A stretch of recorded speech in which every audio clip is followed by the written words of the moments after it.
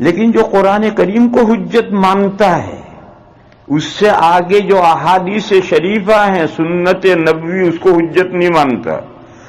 جیسے فرقہ اہل قرآن قرآن کو حجت مانتا ہے لیکن سنت نبوی کو حجت نہیں مانتا، یا سنت نبوی کو بھی حجت مانتا ہے مگر اجماع امت کو حجت نہیں مانتا، جیسے فرقہ ظاہریہ، فرقہ غیر مقلدین کا قرآن اور حدیث کو حجت مانتا ہے، اجماع امت کو حجت نہیں مانتا۔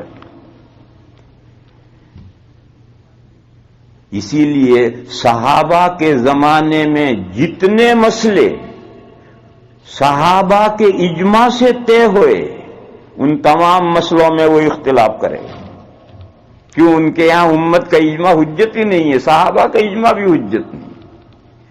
فاروق اعظم رضی اللہ تعالی عنہ کے زمانے میں پورے امت کے اجماع سے تراویح کی 20 رکعتیں طے ہوئی، اور وہ اس وقت سے لے کر آج تک ساری دنیا میں پڑھی جا رہی ہیں۔ وہ فرقہ کہتا ہے نہیں، یہ بدعت عمری ہے۔